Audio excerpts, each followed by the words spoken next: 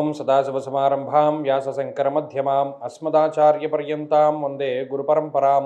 జ్యోతిష్ శాస్త్రాన్ని భావితరాల వారికి ప్రసాదించిన ఋషుల యొక్క పాదపద్మాలకి నమస్కారం చేసుకుంటూ, అలాగే నాకు ఈ జ్యోతిష విద్యను నేర్పిన గురువర్యులు జ్యోతిష బ్రహ్మ కీర్తిశేషులు శ్రీ ఈరంకి సూర్యనారాయణమూర్తి గారు, సూర్యశ్రీ దైవజ్ఞ గారి యొక్క పాదపద్మాలకి నమస్కారం చేసుకుంటూ, ఓం శ్రీ మహాగణాధిపతి నమః, శ్రీ గురుభ్యో నమః, హరి ఓం. వీక్షకులందరికీ నమస్కారం. ధనురాశి వారికి ఈ వారం మధ్యస్థమైనటువంటి ఫలితాలు గోచరిస్తూ ఉన్నాయి.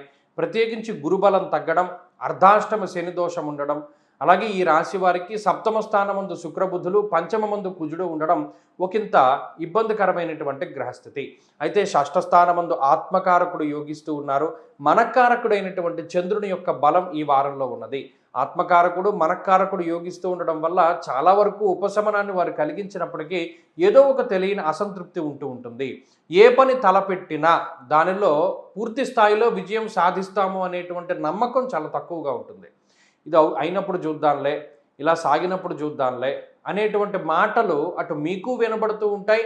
తద్వారా మీలో కూడా అదే రకమైనటువంటి భావన పెరుగుతూ ఉంటుంది. ఖచ్చితంగా మనం రేపు ఈ పని చేద్దాం అనుకున్నప్పుడు చుట్టుపక్కల వాళ్ళు నువ్వు చేసినట్టేలే అంటూ ఉంటారు. అంటే డిస్కరేజ్ చేసేటువంటి పీపుల్ మీ చుట్టుపక్కల చాలా ఎక్కువ మంది ఉంటూ ఉంటారు. బంధువులు, జీవిత భాగస్వామి, సంతానం, ఎవరిని చూసినా కూడా మిమ్మల్ని ప్రోత్సహించేటువంటి వారు ఎవరూ కనబడరు. ప్రతి ఒక్కరూ మిమ్మల్ని నిరుత్సాహపరిచేటువంటి వాళ్ళు, లేదా మిమ్మల్ని నీరుగార్చేటువంటి ప్రయత్నం చేసేటువంటి వాళ్ళే చాలా ఎక్కువ మంది ఉంటారు. అంటే కొంతమంది ఎలా ఉంటారు, ఇప్పుడున్నటువంటి గ్రహస్థితి రీత్యా మిమ్మల్ని పొగుడుతూనే మీ వెనకాల గోతులు తవ్వేటువంటి వాళ్ళు, లేదా ఎలాగైనా సరే మిమ్మల్ని అవమానించేలాగా వాళ్ళు ప్రవర్తించాలి, మన పేరు కనబడకుండా అంటే పొమ్మనకుండా పొగబెట్టాలి అనేటువంటి వాళ్ళు ఎక్కువ మంది ధనురాశి వారికి తగులుతూ ఉంటారు. ఇవి మానసికంగా చాలా ఇబ్బందిని కలగజేస్తూ ఉంటాయి. మరీ ముఖ్యంగా గురుబలం కూడా తగ్గడం వల్ల కొన్ని సందర్భాల్లో నిష్ఠురం సాహసం క్రోధం అష్టమస్తే భవేద్ గురువు అన్నారు. అష్టమ గురుడు క్రోధాన్ని పెంచుతూ ఉంటాడు. ఒక్కొక్కసారి చాలా వినయంగా, చాలా సౌమ్యంగా సమాధానం ఇచ్చేటువంటి ధనురాశి వాళ్ళు కూడా రివర్స్ అవుతూ ఉంటారు.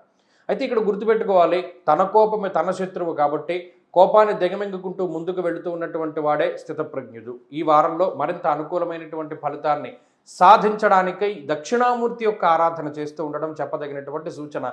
ఈ వారంలో కలిసొచ్చేటువంటి రోజు ఆదివారంగా చెప్పవచ్చును. అదృష్ట సంఖ్య 2, అదృష్ట వర్ణము లేత ఎరుపు రంగు. తదుపరి మకర రాశి.